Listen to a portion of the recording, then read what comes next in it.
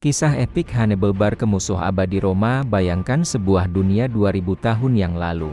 Roma sedang tumbuh menjadi kekuatan besar di Mediterania. Namun jauh di seberang laut, di Afrika Utara, berdiri sebuah kota besar bernama Kartago, kota dagang kaya raya, dengan kapal-kapal yang menguasai laut. Dari kota itulah lahir seorang panglima yang namanya membuat Roma ketakutan selama berabad-abad.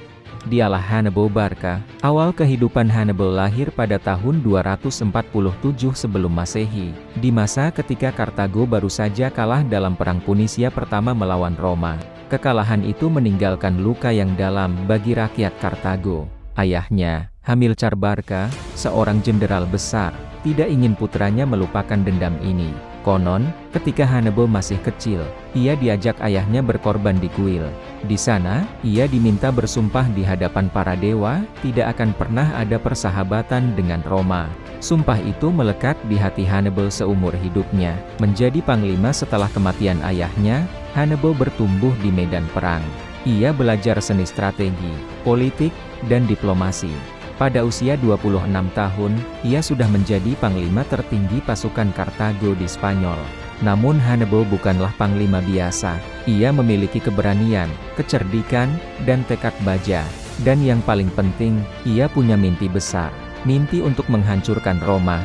Perjalanan gila menyeberangi Alpen pada tahun 218 sebelum Masehi, Hannibal melakukan langkah yang bahkan oleh banyak orang dianggap mustahil. Alih-alih menyerang Roma lewat laut, ia memimpin 50.000 pasukan, 9.000 kavaleri, dan 37 ekor gajah perang untuk menyeberangi pegunungan Alpen. Perjalanan itu penuh penderitaan.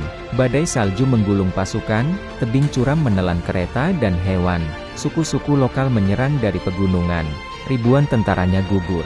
Namun ketika akhirnya ia turun dari Alpen, ia muncul di Italia tepat di jantung wilayah musuh.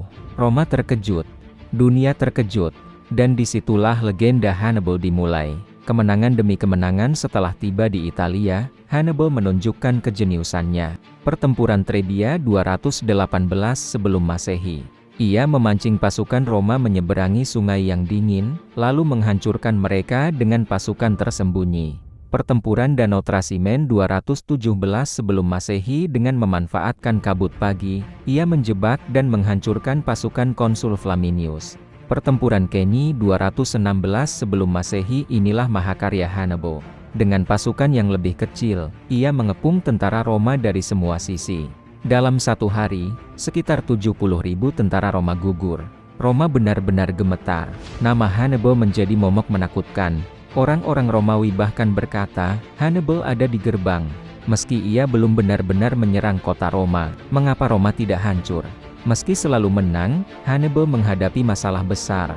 Ia tidak punya cukup pasukan baru, tidak punya mesin pengepungan, dan pemerintah Kartago sendiri enggan memberi bantuan penuh. Roma pun mengubah strategi.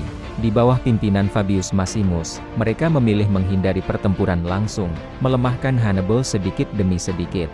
Roma juga menyerang Kartago di tempat lain di Spanyol, dan akhirnya di Afrika Utara. Pertempuran Zama, akhir dari segalanya pada tahun 202 sebelum Masehi, Hannibal dipanggil pulang untuk melindungi tanah airnya. Di sana ia berhadapan dengan Scipio Africanus, jenderal muda Romawi yang telah belajar banyak dari taktik Hannibal sendiri. Dalam pertempuran Zama, gajah-gajah perang Kartago dipatahkan, dan pasukan Hannibal dikalahkan. Itulah kekalahan pertama dan terakhir yang besar dalam kariernya. Kartago pun menyerah. Kejayaan Hannibal berakhir.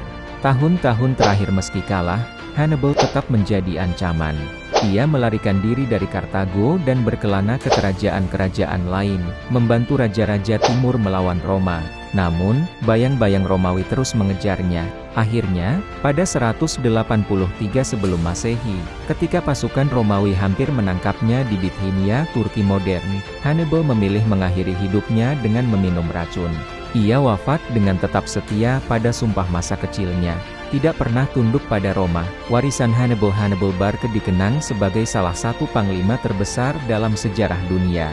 Strateginya, terutama di Keni, masih dipelajari di Akademi Militer Modern dari Napoleon hingga Jenderal Jerman di Perang Dunia. Meski Kartago akhirnya kalah, Hannibal meninggalkan warisan abadi. bahwa keberanian, kecerdikan, dan tekad seorang manusia bisa membuat sebuah kekaisaran sebesar Roma gemetar ketakutan.